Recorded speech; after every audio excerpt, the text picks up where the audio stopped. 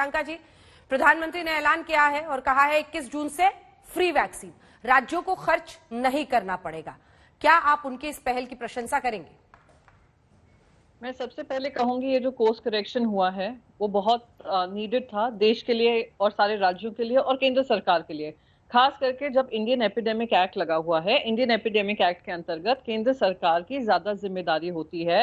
दवाई से लेकर इलाज तक पूरी जिम्मेदारी केंद्र सरकार की होती है और राज्य सरकारें जो जो प्रोटोकॉल सेंटर सेट करती है वो करना है। अप्रैल में उन्होंने ये सारी जिम्मेदारी अपने सर से हटाकर राज्य सरकारों को दे दी। कौन सी राज्य सरकार है जो ये कह रही थी कि हमें ये पूरी जिम्मेदारी दो? हम बस यही कह रहे थे हमें वैक्सीनेशन प्रोवाइड करिए, और क्योंकि हमारी देश की आबादी और हर राज्य की आबादी 18 से 44 लोग की संख्या ज्यादा है, तो उनको भी इस दायरे में लीजिए। आज जब सुप्रीम कोर्ट ने आकर आपको सेम चीज कही और आपसे कहा कोर्स करेक्शन करिए, वो कोर्स करेक्शन हुआ है, ये मैं वेलकम करती हूँ। पर साथ ही साथ ये भी ध्यान रखना है, जब आप वाह लूटते हैं, 35,000 करोड़ अनाउंस करते हैं कोविड वैक्सीन के लिए, पर उस 35,000 करोड़ में से सिर्फ 4,500 करोड़ खर्च करते हैं, तो देश आपसे सवाल पूछेगा ही। देश, आपकी जो युवा पीढ़ी है वो आपसे सवाल पूछती ही कि क्यों हमें फ्री वैक्सीन के दायरे से हटाया गया है। आपको देश ये सवाल पूछेगी ही कि इकलौता हमारा ही देश क्यों है, हमारी केंद्र सरकार ही क्यों है जो पूरी दुनिया में वैक्सीन का खर्चा नहीं उठाने को तैयार है और राज्य सरकारों को ये दे दिया है। तो कोर्स करेक्शन इज वेलकम। साथ ही साथ मैं उम्मीद करूंगी कि ये वैक्सीनेशन अब और मुहिम पकड़ेगा और ज्यादा से लोग वैक्सीनेट हो पाएंगे। डॉक्टर संबित पात्रा, उनका ये कहना है कि कोर्स करेक्शन किया, यानी आप जिस रास्ते पहले चल रहे थे वो सही नहीं था। वो कह रही है राज्य सरकारों ने ऐसा तो कहीं नहीं कहा था। जो आज पीएम ने कहा कि राज्य सरकारों ने कहा था कि वो भी जिम्मेदारी लेना चाहते हैं, 25% उन्होंने कहा सीधा। तमाम सवालों पर जवाब। देखिए अंजना जी, पहले तो मैं आज मोदी जी का धन्यवाद देना चाहूंगा कि जिस प्रकार से उन्होंने स्पष्टता के साथ हर विषय को, खाली ये नहीं कि हम किस प्रकार से वैक्सीन को अब केंद्रित रूप से देखेंगे, मगर यह भी कि कितनी वैक्सीन मैन्युफैक्चर हो रही है, किस प्रकार से देश में आज परिस्थिति क्या है, किस प्रकार से आप केंद्र सरकार पूरा का पूरा वैक्सीन मुहैया करेगी और उसे डिस्ट्रीब्यूशन के लिए आगे भेजेगी, इन सारे विषयों को एक स्पष्टता के साथ रखा है, उसके लिए उनका धन्यवाद है। देखिए, दोनों ही विषयों को लेकर जिस समय कुछ पार्टियों ने, कुछ नेताओं ने, कुछ राज्यों ने, संबित जी एक सेकंड आपको टोक रही हूँ, एक सेकंड फौरन। TS Singhdeo health minister Chhattisgarh कुछ रिएक्शन दे रहे हैं पीएम के ऐलान पर, फिर फौरन आ रहे हैं। अब वो कह रहे हैं कि जैसे राज्य सरकार को भी अब हम ही देंगे, पूरा सेंट्रलाइज कर दिया है सब चीज को, वैक्सीनेशन हम ही देंगे, सब कुछ हमारा ही रहेगा। तो सर अभी तक तो लेकिन सरकार ने कई पैसा उस पर लगा दिया है, कई वैक्सीन आप लोग ने भी खरीद ली और इस चीज की डिमांड आप शुरू से करते भी आ रहे हैं। ये छोटी बात है पर उनको कर देना चाहिए वापस। ये नीति भी यही कहती है, देश की व्यवस्था के लिए भी पहल अगर हो रही है तो वो यही कहता है कि केंद्र की सरकार ने अगर बजट में इतना प्रावधान किया था तो उनको उसी हिसाब से राज्यों को उसको उपलब्ध करा देना चाहिए।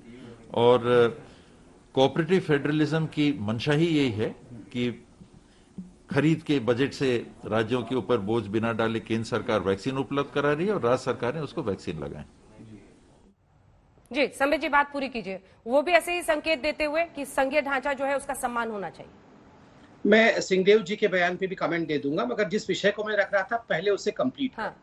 देखिए, दोनों परिस्थितियों में प्रथम परिस्थिति था जब कुछ पॉलिटिकल पार्टीज ने भी चिट्ठी लिखा था, क्योंकि राहुल गांधी ने चिट्ठी लिखा था, और कुछ व्यक्तियों ने भी जो कि मेंबर ऑफ पार्लियामेंट है उन्होंने भी चिट्ठी लिखा था, और कुछ राज्यों ने, मैं नहीं कह रहा हूं हर राज्य ने, कुछ राज्यों ने कहा था चूंकि हेल्थ एक राज्य का सब्जेक्ट है तो स्वाभाविक रूप से वैक्सीनेशन पॉलिसी राज्य के हाथ में होना चाहिए, जिसमें प्रोक्योरमेंट से लेके ग्लोबल टेंडर फ्लोट करना, प्राइवेट पॉलिसी जो उसके पैसे को किस प्रकार से निर्धारित किया जा सके ओपन मार्केट के माध्यम से, और केवल हम 60 के ऊपर या 45 के ऊपर जो कोमॉर्बिड है उनको क्यों दे, हम 18 को क्यों ना दे, इन सब विषयों में वो इंडिपेंडेंस चाहते थे। तो ये डिमांड एक रहा था। उस समय भी प्रधानमंत्री नरेंद्र मोदी जी ने अपना एक स्टेट्समैनली एटीट्यूड दिखाया और कहा कि ठीक है, आपको अगर लगता है कि यही स्ट्रक्चर भारत के कॉन्स्टिट्यूशन का है तो सो भी इट, आप ये करिए। मगर एक कम समय के अंदर, 1 महीने के अंदर जब इसमें कहीं ना कहीं कोई खामी नजर आई, तो आज भी एक स्टेट्समैनली एटीट्यूड दिखाते हुए प्रधानमंत्री जी ने कहा ठीक है, हमने सबने कोशिश की, किसी के ऊपर उन्होंने कोई उंगली नहीं उठाया कि आपने बुरा किया या अच्छा किया। उन्होंने कहा हमने सामूहिक तरीके से कोशिश की, यह कोशिश आगे बढ़ नहीं पाई, इसलिए अब जो 25% आप भी प्रोक्योर करते थे वह भी केंद्र मुफ्त देगा, आपको उसके लिए पैसा खर्च नहीं करना पड़ेगा। दूसरी बात, देखिए, एक बड़ी बात जो मोदी जी ने आज कहा है, उन्होंने कहा कि समृद्ध देश, जो बहुत बड़े देश हैं, जो विकसित और डेवलप्ड काउंट होते हैं, वो भी बहुत देर से वैक्सीनेशन प्रोसेस शुरू किया। आज उनकी भी परिस्थिति कोई ऐसी नहीं है कि हमसे बहुत आगे निकल गए हैं, मगर एक अंडर डेवलप्ड देश इंडिया काउंट होता था, आज ज्यादा से ज्यादा हम डेवलपिंग नेशन के रूप में काउंट होते हैं। फिर भी जो हमारा परफॉर्मेंस रहा है, वो कई समृद्ध देशों के हम कंपैरिजन में खड़े हैं।